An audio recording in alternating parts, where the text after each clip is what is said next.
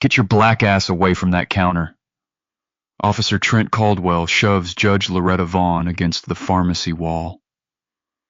The elderly woman's prescription bottle scatters across the floor. Her reading glasses crack against the tile. I'm just getting my husband's medication. Shut your mouth, Grandma. Caldwell twists her arm behind her back. You people always have some sob story. The handcuffs slam shut. Loretta gasps as metal cuts into her wrists. Customers record on phones. Some laugh. An elderly black woman brutalized in Georgia's wealthiest zip code, treated like she belongs in chains. Please, officer, you're hurting me. Good. Maybe you'll learn your place. But Loretta Vaughn has spent decades learning her place, and it's not on her knees in front of a racist cop. When she speaks again, the words that come out will teach Caldwell exactly who belongs where. What she reveals next destroys his world. Loretta Vaughn had started that day, like any other, in her long years of marriage. Coffee in the morning with Everett, her husband of nearly 5 decades. Toast cut into triangles the way he liked it since his stroke several months earlier. The morning news played softly in their Buckhead townhouse where magnolia trees line the sidewalk and neighbors still wave from their porches. Everett's heart medication ran low the day before. Loretta noticed the orange bottle sitting nearly empty on their kitchen counter next to the pill organizer she filled every Sunday. His cardiologist had been clear. Miss even one dose and the consequences could be fatal. I'll get it today, she'd promised, kissing his forehead before he settled into his reading chair. Everett smiled, the left side of his mouth still drooping slightly from the stroke. Decades together, and she'd never broken a promise to him. The pharmacy on Peachtree Road sat in the heart of Buckhead, Atlanta's most affluent district. Loretta had been coming here ever since Everett's health declined. The pharmacy staff knew her by name. Darius Lockwood, the manager, always asked about Everett's progress. The young technician Brooke remembered Loretta preferred the large print labels. This wasn't some inner-city drugstore where tensions ran high. This was Buckhead, where federal judges shopped alongside Fortune 500 executives, where a woman like Loretta Vaughn belonged even if some people couldn't see past the color of her skin. Loretta arrived at the pharmacy early. The pharmacy was busy but orderly. She took her place in line behind a businessman checking his watch and a young mother bouncing a fussy toddler, normal people living normal lives unaware they were about to witness something that would shake their comfortable assumptions. She wore her good navy blazer, the one she'd bought for courthouse appearances back when she still worked full-time. Reading glasses hung from a silver chain around her neck, a retirement gift from her law clerks. Her wedding ring caught the fluorescent light as she reached for her purse to check Everett's insurance card. The prescription number was memorized. RX 4471892. Lisino Nopril 10 mg, take 1 daily with food. Everett's lifeline in a small orange bottle. Behind the counter, Darius Lockwood worked efficiently filling prescriptions and answering phones. He glanced up when Loretta approached, ready with his usual warm greeting. Afternoons were typically quiet, a good time for conversation, for asking about Everett's physical therapy progress. Loretta had no way of knowing that Officer Trent Caldwell was parked outside radio, crackling with dispatch calls. No way of knowing he'd received orders to increase arrest numbers that week. No way of knowing that his supervisor had specifically mentioned the pharmacy as a high-activity zone for prescription drug abuse. She certainly couldn't know that Caldwell had a quota to meet. 3 arrests before his shift ended. 2 down, 1 to go. As Loretta opened the pharmacy door, the small bell chimed overhead, the same sound she'd heard dozens of times before. Today it might as well have been a warning bell, because while Loretta Vaughn saw a routine medical errand, Officer Caldwell saw an opportunity, and he was about to make the worst decision of his career. Officer Trent Caldwell enters the CVS with purpose in his stride. His body camera blinks red, recording everything.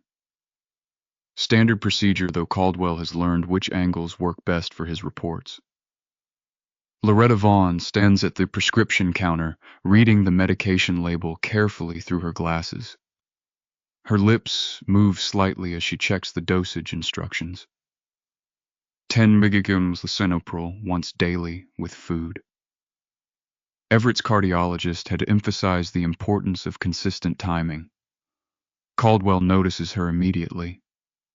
An elderly black woman taking too long at the counter reading the label too carefully. In his years of policing, he's learned to spot the signs.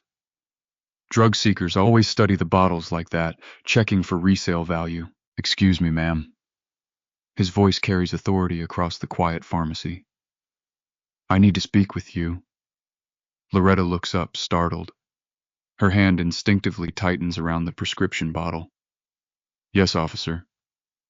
What are you doing with that medication? The question hangs in the air. Other customers pause their shopping, sensing tension. Darius Lockwood looks up from behind the counter, his expression shifting from routine professionalism to concern. I'm picking up my husband's heart medication, Loretta explains calmly. Lisinopril, he takes it daily.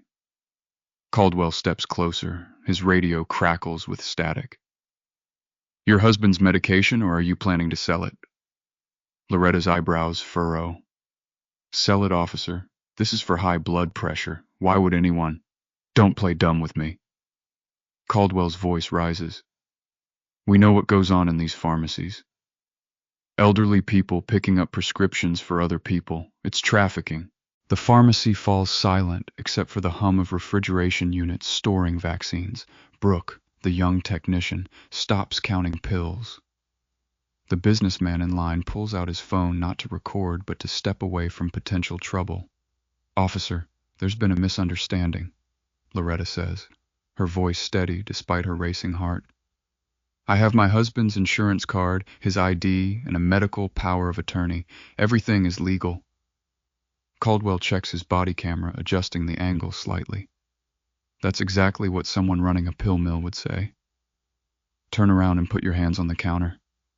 Loretta's eyes widen. I beg your pardon. You heard me. Hands on the counter, now. Darius Lockwood clears his throat. Officer, Mrs. Vaughn is a regular customer. She comes in monthly for her husband's medication. We've never had any. Sir, step back from the counter. This is police business. Caldwell reaches for his handcuffs, the metal clinking against his duty belt. Loretta's hands begin to tremble, not from fear, but from a familiar anger she's kept carefully controlled for decades. Officer Caldwell. She reads from his name tag. I'm going to ask you to reconsider your actions. Are you threatening me? Caldwell smiles, the expression cold. Because that's obstruction. I'm not threatening anyone. I'm simply suggesting. Turn around, hands behind your back. Loretta doesn't move.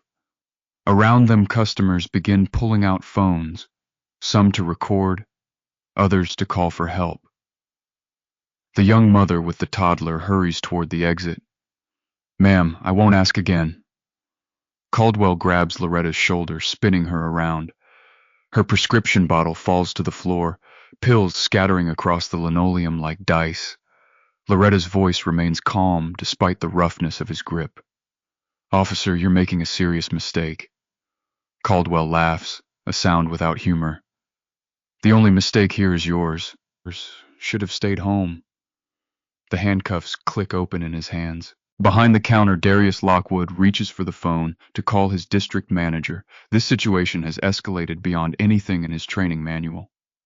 Loretta Vaughn feels the cold metal approaching her wrists and knows she's reached a crossroads. She can submit quietly, let this young officer have his moment of power and deal with the aftermath later. Or she can speak the truth that will change everything. The decision she makes next will destroy more than just Caldwell's afternoon. The handcuffs snap shut around Loretta Vaughn's wrists with a metallic finality that echoes through the CVS. The sound cuts through normal afternoon conversations like a gunshot. Customers freeze mid-step. The gentle hum of air conditioning and soft radio music can't mask the sudden suffocating tension. Caldwell yanks Loretta's arms tighter, forcing her shoulders back in a position that sends sharp pain down her spine. At her age, her joints protest every movement, but she refuses to cry out. She's endured worse indignities in her lifetime, though none quite this public. "There we go," Caldwell announces to the growing crowd. "One less drug dealer on the streets." His voice carries satisfaction, the kind that comes from what he believes is a job well done. Loretta feels the cold metal cutting into her wrists, where her circulation slows.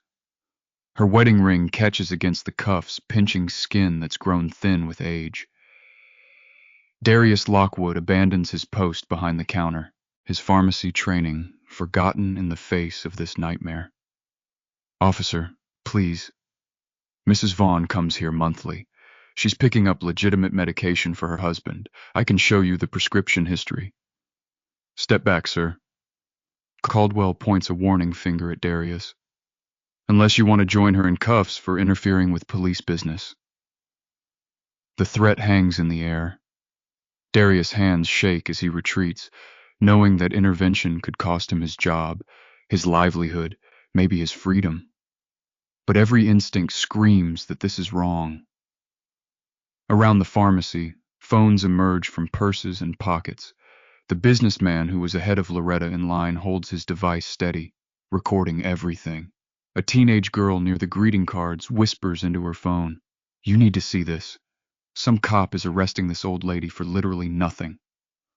Loretta's designer blazer wrinkles as Caldwell pushes her toward the front of the store.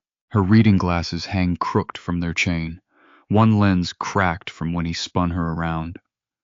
The prescription bottle, Everett's lifeline, still lies scattered on the floor, pills mixing with dust and debris.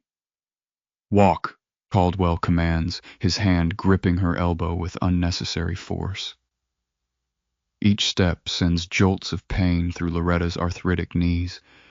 She stumbles once, and Caldwell jerks her upright without gentleness. The small crowd parts before them like water, some people backing away, others following with their cameras raised. "This is unbelievable," someone whispers. "She's someone's grandmother." But Caldwell feels vindicated. In his mind, he's done everything by the book. Suspicious behavior, check. Possible drug trafficking, check. Resisting cooperation, check. His body camera has captured a clean arrest that will look good in his report. He doesn't notice the way Loretta holds herself despite the handcuffs, the straightness of her spine, the careful dignity in each forced step. The way she makes eye contact with witnesses, not in shame, but in something approaching pity. "My husband is expecting me home," Loretta says quietly as they near the store's entrance. "He'll worry if I'm late." "Should have thought about that before you started dealing pills, Grandma." The automatic doors slide open, revealing the busy Peachtree Road sidewalk. More phones appear. A woman walking her dog stops and stares. A delivery driver parks his truck and pulls out his device to record. Caldwell guides Loretta toward his patrol car parked illegally in a handicap space. The irony isn't lost on anyone watching. Loretta notices the violation, but says nothing. She's learned to pick her battles over her long life. You can't arrest her for picking up prescription medication. The voice belongs to Brooke, the young pharmacy technician who's followed them outside. Her voice cracks with emotion and inexperience with confrontation. "Watch me," Caldwell replied, opening the patrol car's rear door. The smell hits Loretta immediately. Stale sweat, fear, and disinfectant. The plastic seat is cracked and uncomfortable. Caldwell places his hand on her head, pushing down as she's forced to bend into the car. "Careful with her." Darius Lockwood has also emerged from the store, his manager's badge still pinned to his shirt. "She's elderly." "Old enough to know better," Caldwell shoots back. But as Loretta settles into the patrol car's back seat, Something in her posture changes. The humiliation is still there, carved into the lines around her eyes. The pain from the handcuffs still shoots through her shoulders, but underneath it all, something else emerges. Resolve. Loretta Vaughn has spent decades of marriage protecting Everett from stress. She spent decades navigating systems designed to dismiss women who look like her. She's learned patience, diplomacy, and the art of strategic silence, but she's also learned when enough is enough. Caldwell slams the car door, the sound reverberating across Peachtree Road. Through the window, Loretta can see the crowd that's gathered, phones still recording, witnesses to her humiliation. Some shake their heads in disgust. Others look away, unwilling to confront the uncomfortable truth of what they're seeing. Caldwell walks around to the driver's seat, already composing his report in his mind. Drug trafficking, resisting arrest, obstruction. Maybe he can add something about threats or suspicious behavior, make it stick.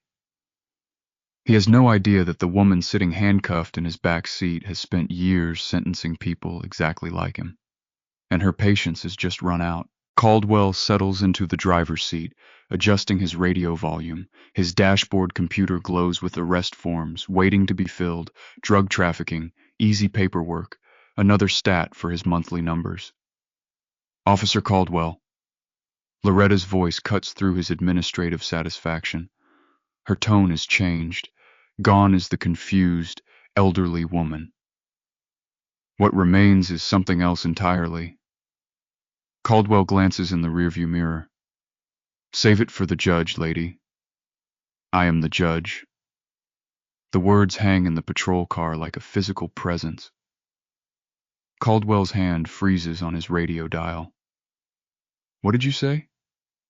I said I'm a federal judge retired from the Northern District of Georgia. Years on the bench. Caldwell turns around, studying Loretta's face through the metal grating that separates them. She sits straighter now, despite the handcuffs. Her cracked reading glasses catch the afternoon light, and behind them, her eyes hold something Caldwell has never seen before in the back of his patrol car. Authority. You're lying. But his voice lacks conviction. Something in Loretta's posture and the way she speaks makes his stomach tighten with the first whisper of doubt. Run my name through your system, Loretta says calmly. Loretta Vaughn, Federal Judicial Database. You'll find my commission papers, my security clearance, my retirement ceremony from years ago. Caldwell's hand shakes slightly as he reaches for his computer terminal. This isn't possible. Federal judges don't get arrested for drug trafficking. Federal judges don't shop at CVS pharmacies in handcuffs. Federal judges don't sit in the back seats of patrol cars. But as his fingers type Loretta Vaughn, federal judge, Northern District into the database, the screen fills with information that makes his blood run cold. Judge Loretta M. Vaughn, appointed years earlier, confirmed unanimously by the U.S. Senate, presided over thousands of cases, specialized in federal criminal law, civil rights violations, and law enforcement misconduct. Law enforcement misconduct. Caldwell stares at the photograph on his screen. Younger, wearing judicial robes, but unmistakably the same woman sitting handcuffed in his back seat. The woman he just arrested for drug trafficking. The woman he called Grandma and shoved against the pharmacy counter. This can't be right, he whispers, but his computer doesn't lie. Cross-references confirm everything. Federal Bureau of Investigation, security clearance, Secret Service protection in detail during high-profile cases, commendations from U.S. Attorneys General. Loretta watches his face in the rearview mirror as reality crashes over him. I've sentenced police officers during my tenure, Officer Caldwell. Corruption, civil rights violations, excessive force. I know your type very well. Caldwell's mouth opens, but no sound comes. His career, his pension, his future, everything he's worked for over his years in law enforcement suddenly balances on the edge of a cliff he didn't see coming. The handcuffs are quite tight, Loretta continues conversationally.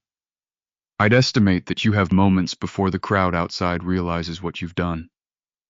Dozens of people are recording this arrest on their phones. By tonight, this will be national news.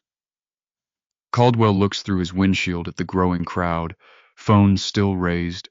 Witnesses to what they now know is the arrest of a federal judge for picking up heart medication, the story that will end his career before dinner time. I know, Caldwell stammers. You didn't identify yourself. I shouldn't have needed to. Loretta's voice remains steady. Every person deserves basic dignity during police interactions, regardless of their profession or position. But you chose intimidation, violence, and humiliation instead. Caldwell's radio crackles with dispatch calls. Normal police business continues around them, while his world collapses. His hands tremble as he reaches for the door handle. Officer Caldwell, Loretta says as he prepares to exit the car. Before you remove these handcuffs, I want you to understand something very clearly.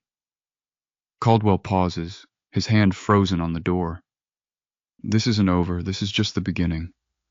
And outside, the cameras keep rolling. Audrey Klein receives the tip through a text from her nephew, a college student who saw the viral video spreading across social media. Aunt Audrey, cop arrested federal judge at CVS. This is insane. You need to see this. The Atlanta Journal-Constitution's investigative reporter has covered police misconduct for years, but she's never seen footage quite like this. Her laptop screen fills with shaky cell phone video. An elderly black woman in handcuffs forced into a patrol car while witnesses scream protests. The audio quality is poor, but the visuals tell a brutal story. Audrey has confirmed Loretta Vaughn's identity through federal judicial records. Years on the bench, hundreds of criminal cases, a reputation for fairness that crossed party lines. The last person who should be face down in a pharmacy parking lot. Audrey's first call goes to Darius Lockwood, the CVS pharmacy manager who witnessed everything. His voice shakes as he describes the arrest over the phone. Mrs. Vaughn comes in monthly. Same prescription, same insurance card, same polite conversation about her husband's health. Officer Caldwell treated her like she was running a drug cartel. Did you try to intervene? I tried to explain that she was a regular customer. Caldwell threatened to arrest me too. Audrey takes notes on her laptop, building a timeline. From the moment Loretta enters CVS to the arrest completed in minutes, from normal errand to national news story. Her second call goes to the Atlanta Police Department's Public Information Office. The response is predictably defensive. Officer Caldwell followed department protocol in investigating suspicious behavior related to potential prescription drug abuse. The department stands behind his actions pending a full investigation. But Audrey has been covering APD long enough to read between the lines. Pending investigation means damage control. Suspicious behavior means they have no real justification. She requests Caldwell's personnel file through open records laws. APD has time to respond, but Audrey knows bureaucratic delays when she sees them. This file will be heavily redacted if it comes at all. Her breakthrough comes from an unexpected source. Dr. Simone Ellis, Loretta's physician, calls Audrey directly after seeing the news coverage. Medical ethics prevent her from discussing specifics, but she can confirm that Loretta has legal authority to pick up Everett's medications. Judge Vaughn has been managing her husband's care since his stroke. She has medical power of attorney, insurance authorization, and pharmacy verification on file. There's nothing suspicious about her actions. Audrey's next move requires more delicate navigation. She reaches out to former colleagues of Loretta's from the federal courthouse, retired attorneys, court clerks, and other judges who worked with Loretta over the years. The picture they paint destroys any narrative about suspicious behavior. Judge Loretta Vaughn was known for punctuality, preparation, and unwavering ethics. She'd sentenced corrupt cops before, always with careful attention to evidence and fair sentencing guidelines. Loretta doesn't have a vindictive bone in her body. says retired District Attorney Victor Lang. But she also doesn't tolerate abuse of power. If Caldwell thinks this will blow over quietly, he's never dealt with Loretta Vaughn.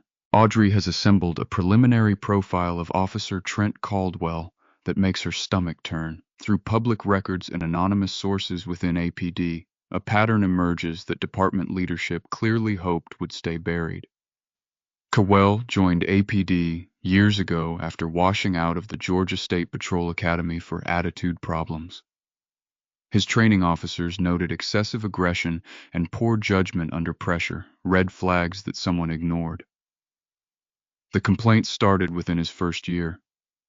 Mrs. Beatrice Thornton, elderly, reported that Caldwell threw her to the ground during a traffic stop for an expired registration. Her daughter filed a formal complaint. APD's Internal Affairs Division found insufficient evidence after investigation. Months later, another man alleged Caldwell used a racial slur during a shoplifting arrest. The complaint was dismissed because no other officers witnessed the incident. Caldwell's body camera had mysteriously malfunctioned. The pattern continues for his career.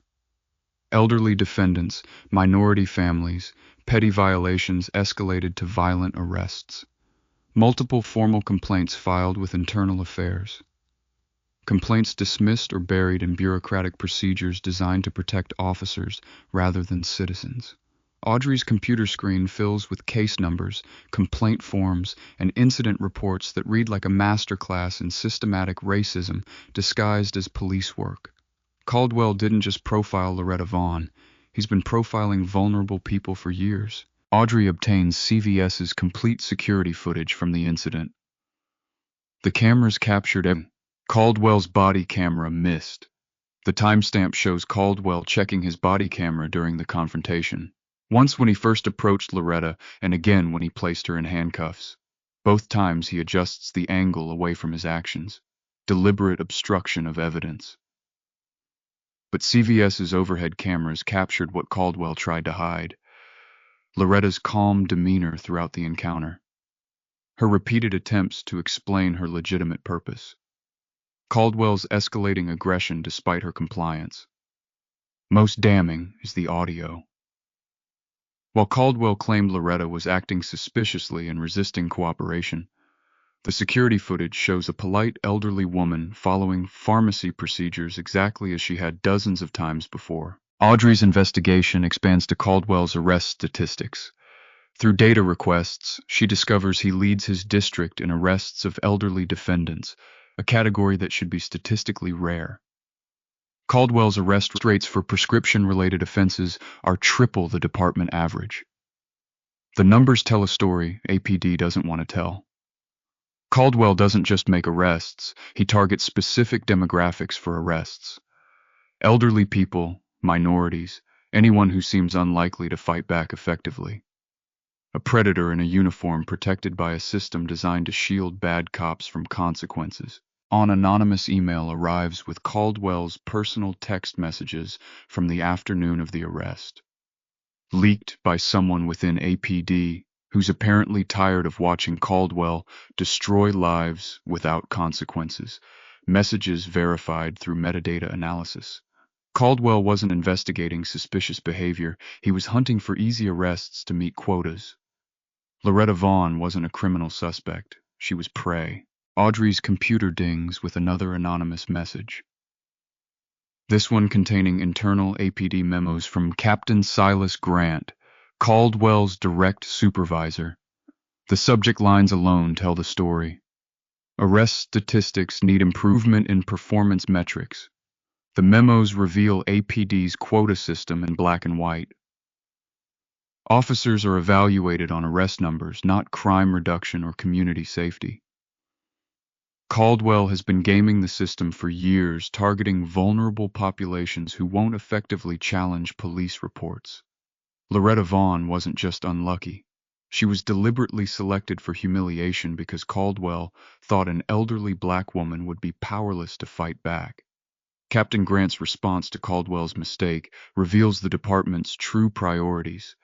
Instead of disciplining Caldwell for false arrest, Grant instructs him to craft incident reports carefully and emphasize the subject's non-compliance. Audrey stares at her laptop screen, surrounded by evidence of systematic corruption that reaches far beyond one racist cop.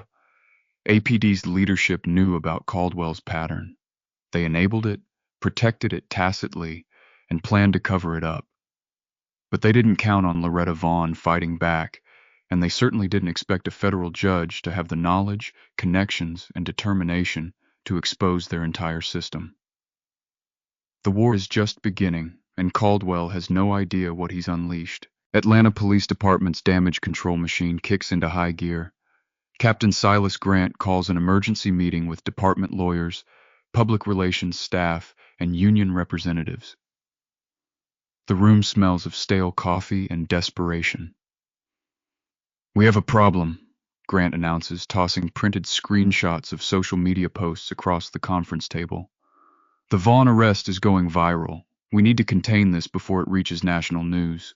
The first salvo comes through an internal memo marked "Confidential Personnel Matter." Officer Caldwell was placed on administrative leave pending investigation, which everyone understands means paid vacation, while the department hopes public attention fades. Loretta Vaughn reads the memo from her breakfast table, where Everett sips coffee with a trembling hand. His stroke has worsened since the arrest. The pills scattered across the CVS floor were his last dose before running out. "They think this ends here," Loretta tells Everett quietly. Administrative leave, a few weeks of paid time off, then back to normal. Everett's speech slurs slightly. What will you do?" Loretta folds the memo carefully. "What I've always done, follow the evidence wherever it leads." Loretta's phone rings, heavy breathing on the other end, then a gravelly voice. "Drop this, Judge. You don't know who you're messing with." The line goes dead. Loretta writes down the caller ID information, unknown number, in her legal notebook. Decades of judicial experience taught her that anonymous threats usually mean you're over the target. The harassment escalates. Strange cars parked outside their townhouse. Hang-up calls at odd hours. Someone leaves a dead rat on their front steps with a note. Snitches end up like this. Everett's anxiety spikes with each incident. His blood pressure readings worry Loretta more than the threats. She considers backing down, letting Caldwell return to duty, accepting the injustice to protect her husband's health. But news that hardens her resolve arrives. Audrey Klein's investigation, published in the Atlanta Journal-Constitution, with devastating detail. Caldwell's pattern of abuse, the quota system, the cover-ups. APD's response is swift and vicious. Captain Silas Grant holds a press conference flanked by police union lawyers and department officials. His prepared statement is a masterclass in victim blaming disguised as professional concern. After reviewing all available evidence, we find that Officer Caldwell followed appropriate protocols in investigating suspicious behavior at a known location for prescription drug diversion. While we regret any misunderstanding with Mrs. Vaughn, our officers must make split-second decisions to protect public safety. A reporter raises her hand. "Captain, how do you explain the text messages showing Caldwell's plan to target elderly suspects?" Grant's jaw tightens. "We don't comment on alleged evidence that may have been obtained illegally. However, I will note that Mrs. Vaughn has a history of anti-police bias in her judicial rulings. This appears to be a pattern of activism rather than legitimate complaint. The press conference is a declaration of war. APD isn't just defending Caldwell. They're attacking Loretta's reputation, her judicial record, her credibility." Escalation comes that Loretta didn't expect. Everett collapses in their kitchen while making breakfast. Loretta finds him unconscious on the tile floor, a coffee mug shattered beside him. The paramedics rush him to Emory University Hospital with blood pressure readings that threaten stroke or heart attack. "Stress-induced hypertensive crisis," the doctor explains in the emergency room waiting area. "His body can't handle the current pressure levels. We need to stabilize him immediately." Loretta sits beside Everett's hospital bed, watching monitors that measure his declining health. His hand feels fragile in hers, skin paper thin and cold. The cost of fighting injustice has always been high, but she never imagined it might cost Everett's life. Captain Silas Grant makes a personal visit to the hospital. He arrives in uniform, projecting authority, even in the cardiac care unit. Nurses whisper as he passes, recognizing power when they see it. "Judge Vaughn," Grant says, settling into the visitor's chair, uninvited. "I'm sorry about your husband's condition." Loretta studies his face, reading decades of police politics in his expression. "Are you here officially as captain?" "I'm here as someone who wants to resolve this situation quietly for everyone's benefit." Grant places a folder on Everett's bedside table. "Caldwell made a mistake, we acknowledge that. But dragging this through federal court won't help anyone. Your husband needs peace and quiet. We can arrange early retirement for Caldwell, full pension, clean record. Everyone moves on. And my humiliation, the pattern of abuse, the other victims." Grant shrugs. "Sometimes justice isn't perfect, Judge. Sometimes it's about what's practical." Loretta opens the folder. Caldwell's resignation letter, pre-signed and dated, a department statement calling the arrest an unfortunate miscommunication, no admission of wrongdoing, no systemic change, no acknowledgement of the other victims who suffered in silence. Grant gives her a short time frame. After that, this gets ugly for everyone involved. Loretta watches him leave, his polished shoes squeaking against hospital linoleum. Through Everett's window, she can see downtown Atlanta's skyline, the federal courthouse where she spent years defending justice against exactly this kind of corruption. Everett stirs in his sleep, monitors beeping steadily. His medication schedule is finally stabilized, but his stress levels remain dangerously high. Loretta knows that accepting Grant's deal would protect Everett's health and end the harassment and restore their peaceful retirement. She also knows it would condemn future victims to the same treatment she endured. Caldwell would walk away unpunished, free to terrorize other vulnerable people under color of authority. For the first time in her long marriage, Loretta Vaughn faces a choice between protecting her husband and protecting justice. Loretta Vaughn sits in the cardiac care unit, watching Everett's chest rise and fall with mechanical precision. The monitors that surround his bed beep softly in the darkness, measuring a life hanging in the balance. His second heart attack came after Captain Grant's hospital visit. The doctors call it a stress-induced cardiac event. Loretta calls it the price of standing up to power. Dr. Martinez delivered the news with clinical precision. Significant damage to the left ventricle. His recovery depends on eliminating stress factors immediately. Loretta holds Everett's hand, feeling how thin and fragile it's become. Decades of marriage, and she's never seen him look so small. The stroke stole his words. This heart attack might steal everything else. "I'm sorry," she whispers to his sleeping form. "I'm so sorry I dragged you into this." Everett's eyes flutter open, focusing slowly on her face. His mouth moves, trying to form words that won't come clearly. Loretta leans closer, straining to understand. "Fight," he manages to whisper. "Don't stop fighting." But Loretta isn't sure she has any fight left. The anonymous calls continue despite the hospital security. Someone hacked their credit cards. Their insurance company is suddenly reviewing Everett's cardiac care coverage, questioning whether the treatments are medically necessary. The harassment extends beyond threats. APD's public relations campaign has been devastatingly effective. Online comment sections overflow with character assassination disguised as law and order rhetoric. Activist judge gets what she deserves. Should have just complied with police orders. Why was she really at that pharmacy? The doubt seeps into Loretta's mind, despite her decades of experience with public scrutiny. Maybe Grant was right. Maybe justice isn't worth Everett's life. Maybe some battles are too costly to fight. News arrives that makes Loretta question everything she's believed about justice. The mayor's office announces support for APD's handling of the Vaughn case. The police union schedules a rally supporting Caldwell. City council members issue statements defending officers who risk their lives daily to protect citizens from drug trafficking. Loretta realizes she's not just fighting Caldwell anymore, she's fighting an entire system designed to protect corrupt cops at any cost. A system that will sacrifice her husband's health, her reputation, and her peace of mind to avoid admitting wrongdoing. Everett sleeps fitfully, monitors showing elevated stress levels even in unconsciousness.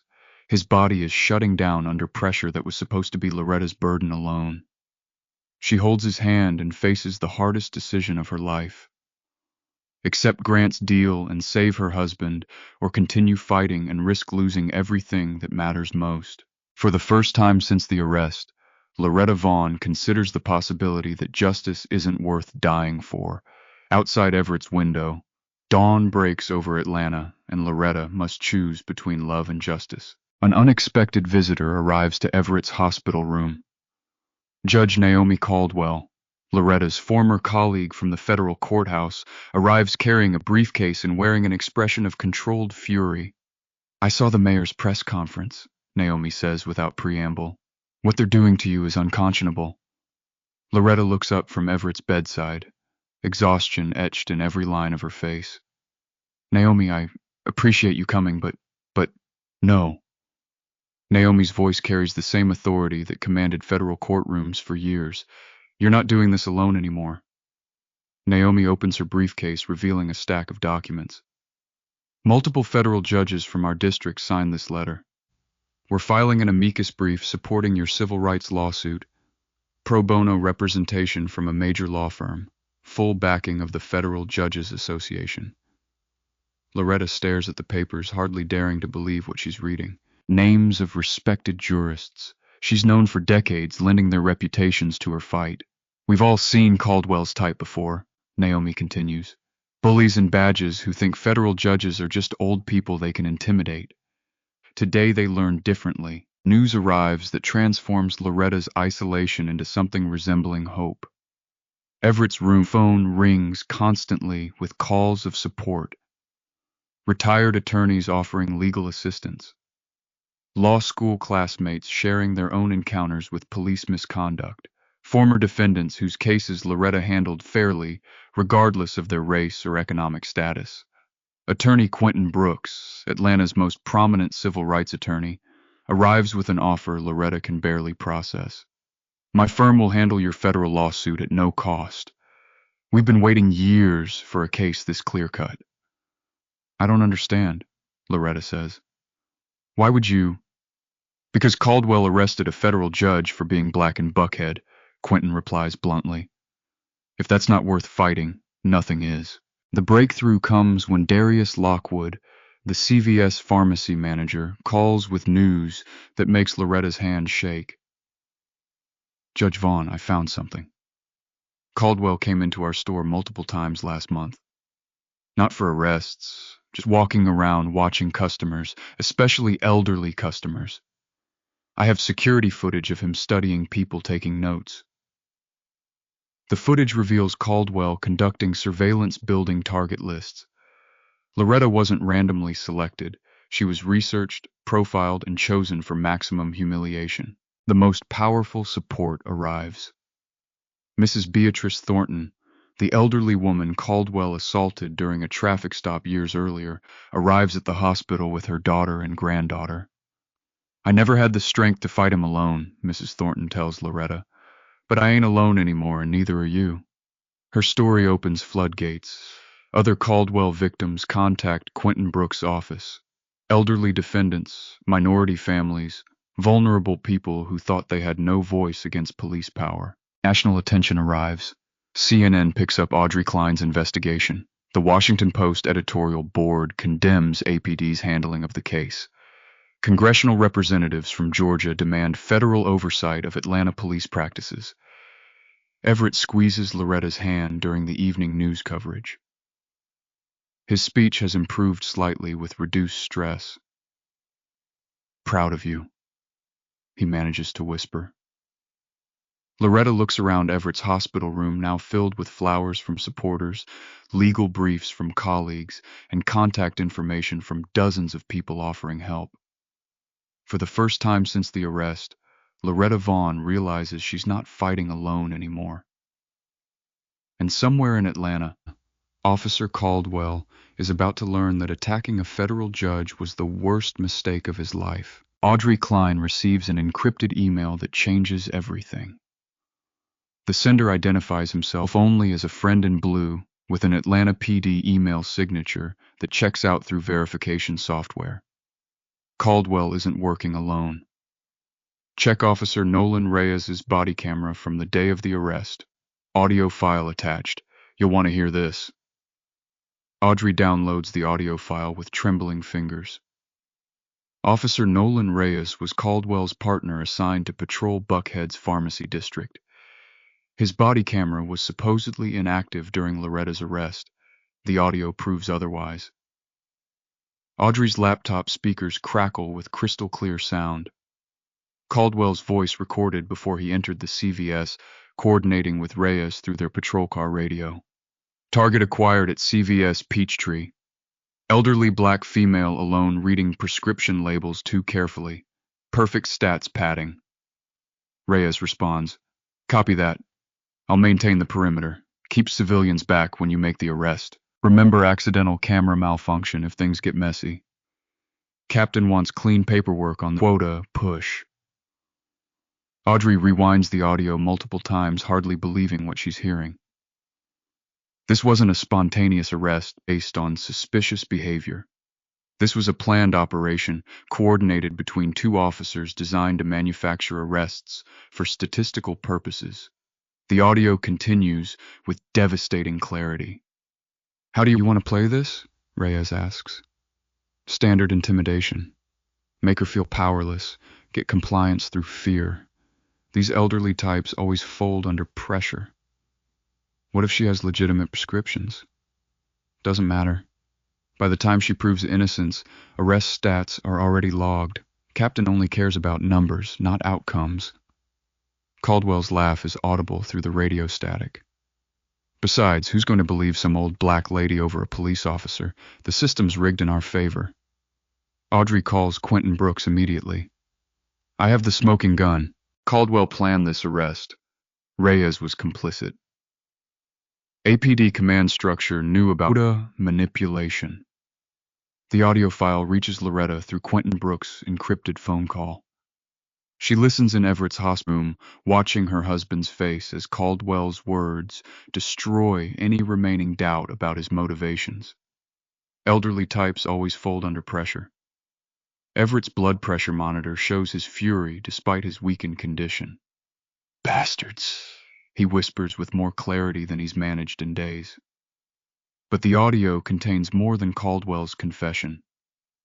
In the background, dispatch radio reveals the scope of APD's corruption. Other elderly target arrests were logged that same afternoon.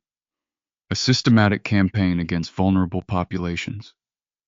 Audrey's investigation expands the audio evidence through digital forensics.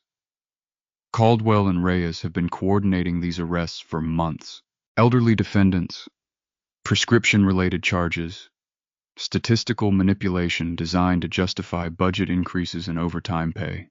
Loretta recognizes the legal implications immediately. This isn't just civil rights violation, it's criminal conspiracy under federal racketeering statutes.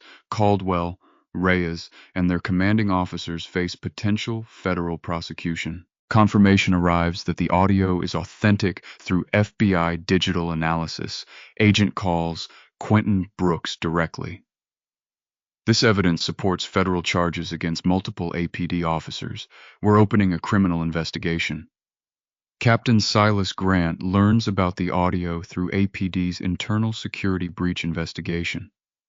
Someone leaked Reyes's body camera files to the press. Grant immediately calls an emergency meeting with union lawyers. "We have a problem," Grant tells the assembled officials. "Caldwell's operation is blown. Federal charges are coming. We need complete separation from this disaster." APD announces Reyes's suspension and Caldwell's termination for conduct unbecoming a police officer. No mention of federal investigation or criminal charges, but the message is clear. The department is cutting ties with both officers. Caldwell receives termination notice through certified mail. After his years of protected misconduct, his career ends with a form letter and confiscated badge. But for Loretta Vaughn, this isn't about Caldwell's career anymore. The audio evidence proves systematic corruption reaching through APD's command structure. Individual justice has become institutional accountability. Federal agents are already preparing arrest warrants, and Caldwell's nightmare is just beginning. The Atlanta City Council emergency session convenes in the packed municipal building. Every seat is filled. Cameras from news stations line the back wall. Loretta Vaughn enters through the main doors, walking slowly but steadily. Everett's arm linked through hers. Everett insisted on attending despite his cardiologist's protests. His speech remains slurred, his steps unsteady, but his presence beside Loretta sends a message that resonates through the chamber. This family will not be intimidated. City Council Chair Vanessa Grant calls for order as the crowd settles into tense silence. This emergency session addresses recent allegations regarding Atlanta Police Department procedures and the arrest of Judge Loretta Vaughn. Caldwell sits at the defendant's table, flanked by his union attorney and a court reporter. His face pale, hands clasped tightly in front of him. Gone is the swagger from the arrest. What remains is a man watching his life collapse in real time. Council member speaks first. Officer Caldwell, you are under oath. Do you swear that your testimony will be truthful and complete? Caldwell raises his right hand. His voice cracks on the word yes. Attorney Quentin Brooks stands to address the council, his voice carrying decades of courtroom authority. Council members, we present audio evidence that fundamentally alters the nature of this case. The chamber falls silent as Rhea's body camera audio plays through the sound system. Caldwell's voice fills the room with damning clarity. Target acquired elderly black female, perfect stats padding. Gasps ripple through the audience. Several council members lean forward, studying Caldwell's reaction. His face drains of remaining color as his own words condemn him. These elderly types always fold under pressure. Everett Vaughn squeezes Loretta's hand. Around them, witnesses from the arrest nod in recognition. Darius Lockwood, the CVS manager, shakes his head in disgust. Council Chair Vanessa Grant addresses Caldwell directly. Officer, do you deny these are your words? Caldwell's attorney whispers urgently in his ear. The silence stretches before Caldwell speaks. I was following departmental procedures for investigating suspicious. Officer Caldwell. Loretta Vaughn rises from her seat, her voice cutting through his stammered words. You called me you laughed about elderly people folding under pressure. The chamber erupts in murmurs as Loretta continues. For years, I sentenced officers who violated their oaths. I showed mercy when possible, severity when necessary, but I never encountered someone who took such pleasure in cruelty. Caldwell tries to respond, but Loretta isn't finished. You didn't see a suspicious person that afternoon. You saw an opportunity to abuse power without consequences. You saw someone you thought was powerless. Loretta's voice grows stronger with each word. But power doesn't come from badges or handcuffs. It comes from the truth. And the truth is that you are a bully who hides behind the uniform to terrorize vulnerable people. Caldwell's attorney pulls him aside for whispered consultation. When they return to the table, Caldwell speaks in a barely audible voice. I resigned from the Atlanta Police Department effective immediately. The chamber erupts in cheers and applause, but Loretta remains standing, her judicial composure intact. Resignation is not justice, she declares. Federal charges are pending. Other victims deserve accountability. This ends when the system changes, not when one officer quits. Council Chair Vanessa Grant gavels for order as Caldwell stands to leave. Camera flashes illuminate his walk toward the exit, documenting his fall from authority to disgrace.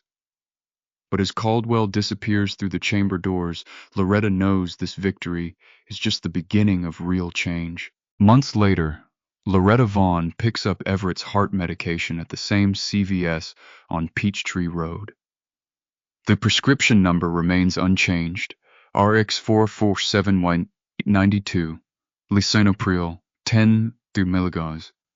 Take one daily with food, but everything else has changed. Darius Lockwood greets her with a warm smile, speaking about Everett's recovery. No suspicious glances, no second-guessing her purpose, just normal courtesy extended to a regular customer. Trent Caldwell sits in federal prison serving months for civil rights violations and conspiracy. Reyes received months. Captain Silas Grant took early retirement after FBI investigation revealed departmental quota corruption. Everett's health improved dramatically once stress subsided. His speech has returned to near-normal clarity. His smile is brighter, his hands steadier as he waits in their car outside. Atlanta PD implemented new policies prohibiting arrest quotas and requiring supervisor approval for prescription-related arrests. Caldwell's victims received settlement payments. But Loretta's greatest victory sits in her passenger seat, humming softly to the radio, alive and recovering. Sometimes justice wears reading glasses and carries heart medication. Sometimes it speaks 5 words that change everything. Sometimes it requires an elderly woman to teach powerful people about real strength. Loretta Vaughn proved that dignity cannot be handcuffed, truth cannot be silenced, and justice delayed, but never denied, always finds its way. Your voice matters, your story matters. When you see injustice, speak up.